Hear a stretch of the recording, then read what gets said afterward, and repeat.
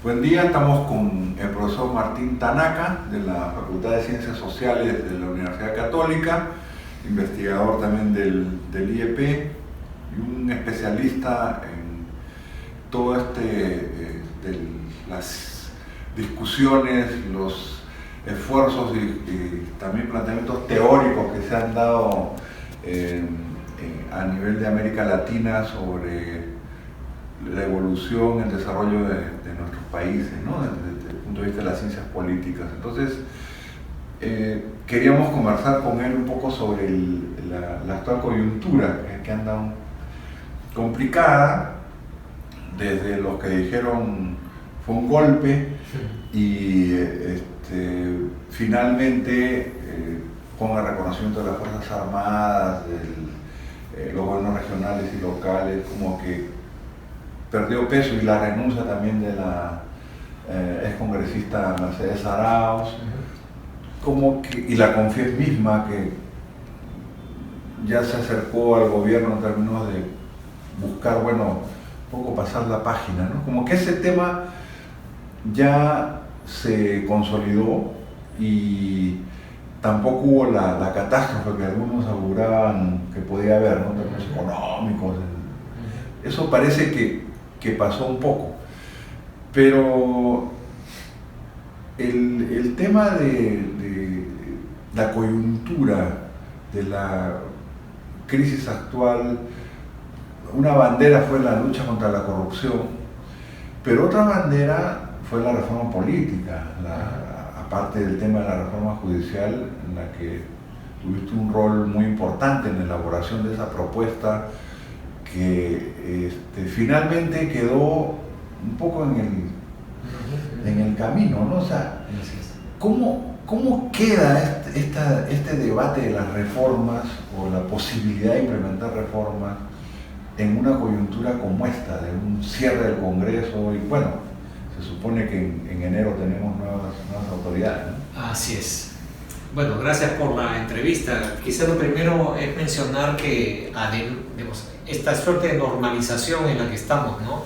Yo creo que se cierra, además de lo que has dicho, con la decisión que ha tomado el Tribunal Constitucional de admitir la demanda de conflicto de competencias por parte del Congreso, y al mismo tiempo rechazar una acción de inconstitucionalidad que presentaron algunos congresistas que pedían directamente que vuelva el Congreso disuelto y se congele las elecciones en marcha, ¿no? Entonces ya el tribunal ha dicho no van a regresar los congresistas disueltos, la elección sigue, pero nos vamos a tomar nuestro tiempo y vamos a evaluar si es que efectivamente esto fue constitucional o no, y vamos a dar un veredicto, pero que no nos va a retrotraer a la situación previa y servirá para el futuro, ¿no? Entonces creo que es una buena decisión, ¿no? Y no se aferra a temas de forma, sino que va a discutir sobre el fondo, tal como pedían además la OEA y otros organismos. Entonces, y es razonable. Es razonable porque este es un tema muy controversial, es la primera vez que ocurre, claro. Y entonces sí, pues el tribunal debe decir, oye, se puede hacer, pero hasta ciertos límites, ¿no? Y entonces fijar esos límites me parece que va a ser muy saludable, ¿no? Ahora, efectivamente la discusión de la reforma política ha quedado pues a medias, ¿no? Ha quedado trunca. El Congreso anterior, el Congreso disuelto, aprobó algunas cosas, ¿no es cierto? Algunas cosas quedaron fuera, y de las cosas que aprobó también algunas quedaron a la mitad, ¿no? Por ejemplo, la reforma constitucional que dice que si tú tienes una sentencia en primera instancia ya no deberías poder postular un cargo público, eso quedó a la mitad, ¿no? Le faltaba una segunda votación y ya no hay Congreso, ¿no? Al mismo tiempo, el Jurado Nacional de Elecciones ha dictaminado que las pocas cosas que se aprobaron por el Congreso disuelto no van a regir en esta elección. Entonces, así es. Entonces, efectivamente, vamos a ir a esta elección con las reglas del 16, ¿no? Es más, hay algunos incluso que dicen que ni siquiera esas reglas deberían regir porque esta no es una elección, entre comillas, general, ¿no? Yo creo que esa es una interpretación un poco exagerada, forzada, ya ¿no? demasiado forzada, ¿no? Pero no, por lo menos está claro que las reglas van a ser las del 16 y las nuevas cosas que se aprobaron de la reforma política no entrarían. Entonces, yo creo que una primera cosa es exhortar a los partidos a que, si bien no tienen la obligación de, por ejemplo, establecer la paridad y alternancia de género en las elecciones, deberían hacer un esfuerzo por acercarse allí, ¿no? Si bien es cierto, otra vez, no tienen la obligación de no presentar candidatos con sentencia en primera instancia, deberían hacer el esfuerzo para no incluir ese tipo de candidatos, ¿no? Entonces yo creo que apelar a la voluntad de los partidos es algo importante. Y luego, yo creo que una de las grandes tareas del Congreso próximo será efectivamente completar la reforma política, ¿no? Es un Congreso que va a tener una duración pues escasa y tienen que ser muy selectivos en los temas, y uno dice, bueno, está como cantado de que lo que tienen que hacer en es... ese año y medio. Exacto, es terminar lo que quedó trunco, ¿no? En la reforma judicial, en la reforma política. Creo que es una responsabilidad del próximo Congreso, porque el Poder Ejecutivo, entiendo yo, no lo va a hacer mediante decretos de urgencia. Entiendo que también hay cierta controversia sobre qué puedes hacer con decretos de urgencia en este periodo hasta que llegue el Congreso. Hay cierta controversia, pero entiendo que el Ejecutivo está tomando una posición prudente y como que habría decidido, yo no voy a hacer reforma constitucional con decreto de urgencia, y tampoco voy a modificar leyes orgánicas con decretos de urgencia. Y entonces modificar la ley electoral implicaría meterse con leyes orgánicas, y entonces entiendo que el Ejecutivo no lo va a hacer en estos 4 meses, entonces va a ser el próximo Congreso. Fernando Tuesta ha llamado la atención, con razón, de que una de las primeras cosas que tendría que hacer el nuevo Congreso es cambiar la ley electoral, que dice que cualquier modificación de las reglas del juego tienen que hacerse un año antes de las elecciones. No, ya con eso anulas todos los cambios que... Entonces como que ya el próximo Congreso tampoco podría hacer nada. Entonces como que una de las primeras cosas que va a tener que hacer es cambiar ese artículo y modificar el plazo, ¿no? De manera por lo menos excepcional para la elección del 21, ¿no? Para que tengan tiempo de hacer reformas que efectivamente rijan para el año 21. Ahora va a depender de quienes lleguen al Congreso, ¿no? Por supuesto. O sea, si los partidos presentaran a sus mejores cuadros, o gente que no quiere estar en la política de manera permanente, pero gente del sector intelectual, de ONGs o empresarios que dicen, pero puedo dar un esfuerzo de 1 año y medio. Exacto. Y yo no quiero seguir en la política, pero sí quiero aportar a la reforma. Por ejemplo, política judicial, terminar lo electoral, y de alguna forma modificar, perfeccionar, cambiar o lo que fuere la Constitución en lo que corresponda, ¿no? Esa es una entrada. Ahora, hasta ahí podría haber cierto consenso, pero una cosa que es un parteaguas es el tema económico, ¿no? Porque cuando se dice reforma política, dice, sí, puede ser, vamos a discutir, pero cuando se habla de el tema económico, dice, no, sería tocar el modelo, sería entrar a una opción chavista, ¿no? ¿Tú crees que haya un margen ahí para avanzar? Porque a pesar de las diferencias en el tema de corrupción, el gobierno y el Congreso anterior coincidían en la llamada, por ejemplo, política de productividad y competitividad, igual que la CONFIEP, ¿no? Y ahora, sin Congreso, el anuncio que da el Premier al país es entrar en eso. O sea, hay cosas positivas, me parece importante todo lo que han hablado de la ley de control previo de fusiones, el tema de genéricos, aspectos que tienen que ver con incentivos tributarios para la innovación. Son cosas importantes, son cosas interesantes, pero al mismo tiempo se decide la licencia para Tía María, al mismo tiempo se insiste con más asociaciones público-privadas, al mismo tiempo se persiste, digamos, en los ejes centrales, y ya el Premier le dijo a la CONFIEP, no vamos a tocar, no vamos a modificar el tema del modelo económico. ¿Tú crees que manteniendo ese rumbo se pueda conciliar con los temas de reforma, o también habría que de alguna manera, por lo menos, abrir un debate nacional más amplio, ¿no?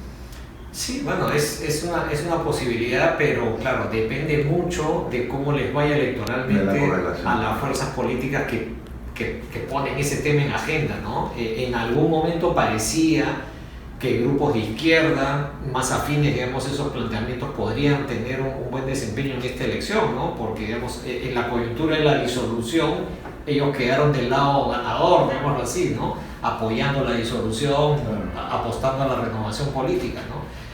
Pero entonces, claro, lo que hemos tenido recientemente son estos conflictos alrededor de la inscripción de la alianza, ¿no es cierto?, entre Nuevo Perú con otros grupos de izquierda que sí tienen inscripción. Entonces, ahora el panorama se ve un poco más complicado, ¿no? Entonces vamos a tener una candidatura del Frente Amplio, de esta coalición de partidos de izquierda, y luego, no sé... Quizás hasta tres candidaturas de ese espectro. Exacto, digamos, ¿no? Y luego recientemente también resulta que Unión por el Perú todavía mantiene la inscripción, ¿no es cierto? Y se dice pues que Antauro Humala se ha inscrito como militante de Unión por el Perú para poder postular, en fin, entonces seguramente va a haber 3 o hasta más candidaturas de izquierda, y vamos a ver cómo les va, ¿no? Pero entonces está como muy amarrado a eso, ¿no? Dependiendo de cuánta representación obtengan grupos de izquierda que tienen como agenda central discutir el capítulo económico de la Constitución, veremos qué pasa, ¿no? Porque los otros grupos no lo tienen en la agenda. Están más bien por mantenerlo. Ahora, dado lo que está pasando a nivel internacional,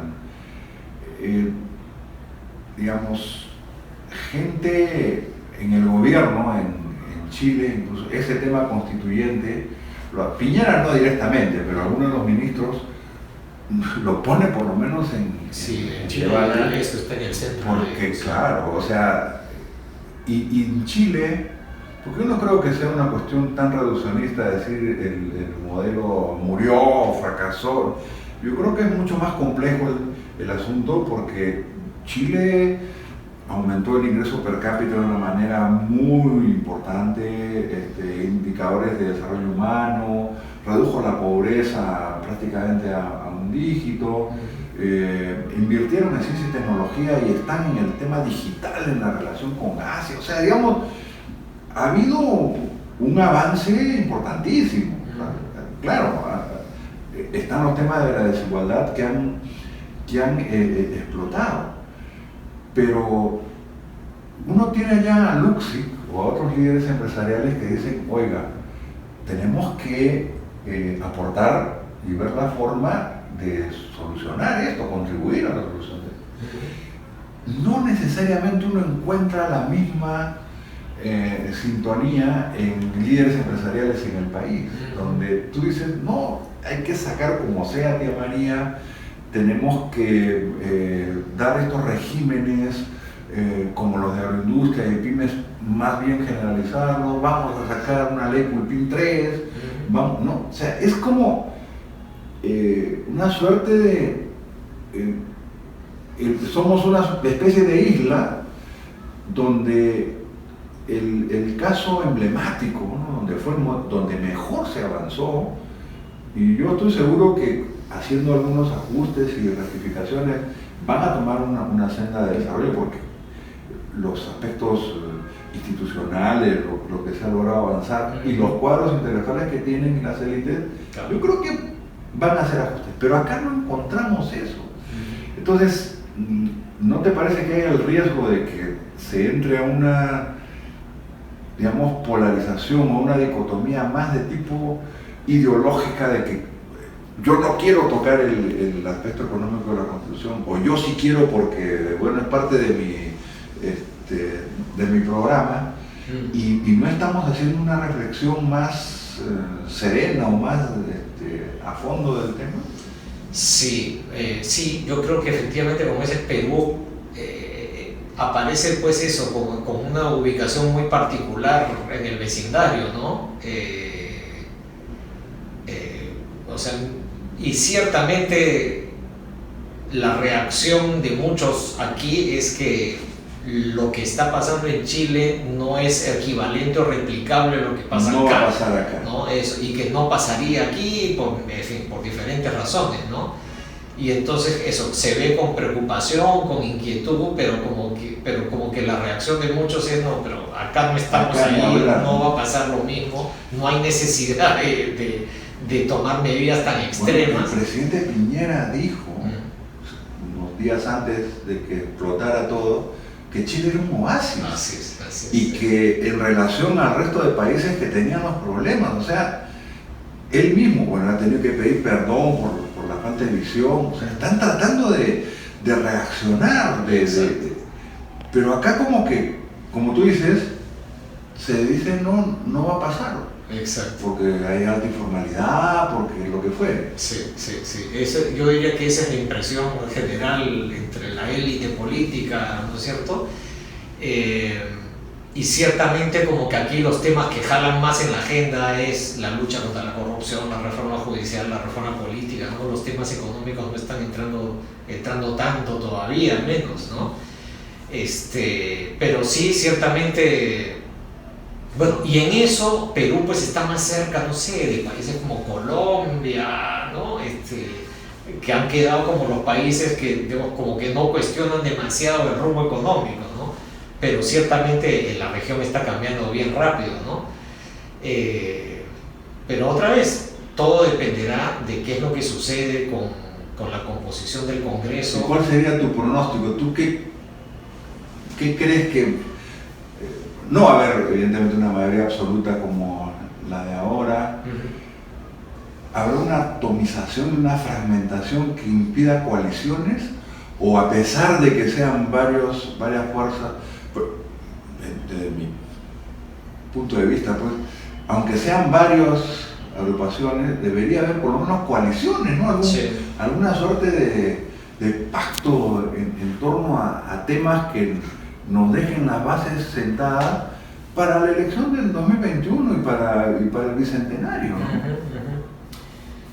Bueno, claro, siempre es muy difícil hacer pronósticos, ¿no? Pero si uno mira lo que ha pasado antes, uno puede imaginarse qué es lo que puede pasar después, ¿no? Entonces, yo creo que si uno mira todas las elecciones anteriores, uno encuentra un patrón similar, en el sentido de que al comienzo hay mucha incertidumbre, la gente no sabe por quién votar, hay mucho fraccionamiento, pero conforme la campaña va agarrando forma y nos acercamos a la fecha de la elección, como que las preferencias se juntan en un grupo, los demás desaparecen y hay un grupo que sobrevive, y al final terminan entrando al Congreso 6, 7 grupos, ¿no? Obviamente con diferentes proporciones, pero al final termina ocurriendo eso. Yo creo que además eso puede ocurrir porque las reglas del juego van a permitir eso, en el sentido de que un grupo político que ve que no va a pasar la valla va a decidir retirarse. ¿Todavía podría retirarse? Entiendo que con las reglas actuales puede ser, ¿no? Algunos decidirán no participar, otros podrán evaluar retirarse, y entonces al final seguramente va a ocurrir algo como eso, que el voto se va a concentrar en 6, 7 grupos. Ahora, si esos 6, 7 grupos son grupos, digámoslo así, más o menos de centro-derecha, seguramente va a poderse generar una coalición relativamente afín al gobierno, ¿no? Entonces no se va a dar una dinámica de hostilidad como la que acabamos de tener, ¿no? Pero aunque entraran grupos de izquierda, yo creo que los temas de reforma electoral, los temas de reforma política, en los términos que has planteado, completar la reforma judicial, deberían ser puntos de consenso. Sí, o sea, que sí, digamos, hacer el esfuerzo de en esos temas por lo menos ponerse de acuerdo y dejar el tema económico en función de la correlación que quede y lo que la población pues haya decidido, ¿no? Así es. Pero por lo menos en el resto tratar de llegar a un punto de convergencia, porque si no vamos a estar un poco complicados, ¿no? Sí, sí, sí. Y digamos, y si las cosas salen bien, podríamos recordar este congresito, digamos así, de año y medio, como un congreso que realmente ordenó las cosas, de transición. Así es, y que hizo un aporte importante para el futuro del país, ¿no? En un plazo breve, ¿no? Ojalá que ocurra lo que comentabas al comienzo, que los partidos se abran a personas que evalúan eso. Yo no tengo interés político de largo plazo, quiero hacer un aporte específico en esta coyuntura. Y un año de mi vida sí lo puedo dar, digamos. Exacto. Para el país. Exacto. Y pensar en eso, en el país, en un plazo determinado, ¿no? Pero creo que también deberíamos exigir que los partidos presenten a sus líderes, ¿no? O sea, me parecería, por ejemplo, que Fuerza Popular debería postular Keiko al Congreso, debería postular Guzmán, debería postular Verónica Mendoza, deberían postular los líderes del Partido Popular Cristiano encabezando y haciéndose cargo, haciéndose responsables de este periodo histórico complejo. Sí, sí. Yo creo que eso, que este Congreso puede ser muy importante y es importante que los partidos le den la máxima importancia al asunto, ¿no? Ahora el tema es que, claro, intervienen los cálculos electorales, ¿no? Que si te presentas y sales elegido en el 20... Ya te quemas, mejor me guardo para el 21. Mejor me guardo para el 21. Pero no sabemos cómo va a ser el 21. Así es, queda muy lejos. Queda demasiado lejos. Sí, entiendo que algunos partidos lo están mirando así, ¿no? No tiene sentido esperarse para el 21 cuando tú tienes que ganar el partido del 20, ¿no? Claro. Y es lo concreto es eso que tienes ahí al frente. Así es. En fin, bueno, va a ser difícil, pero se abre una oportunidad para que las cosas cambien, ¿no? Ojalá que los astros se alineen para que tengamos un buen congreso. Vamos a tener que decir como un ex ministro de Economía que prende velita para que China siga creciendo y jale la economía. Acá también para que los astros se alineen. Así es, sí, porque ciertamente seguimos teniendo los partidos débiles, son las mismas organizaciones del pasado, no se van a aplicar las nuevas reglas electorales, entonces que no se caiga la lucha anticorrupción, que bueno. Así es. Pero digamos, algo que es muy importante es también para salir del escenario del Congreso es lo que el Ejecutivo haga, ¿no? En la medida en que el Ejecutivo siga manteniendo y poniendo esos temas en la agenda, los candidatos y los futuros parlamentarios estarán un poco obligados a dar una respuesta respecto a esos temas, ¿no? Entonces es muy importante que en este periodo esa llama se mantenga viva, digámoslo así, ¿no? Ojalá. Así es. Bueno, Martín, muchas gracias y gracias también. Veremos qué pasa más adelante. Gracias.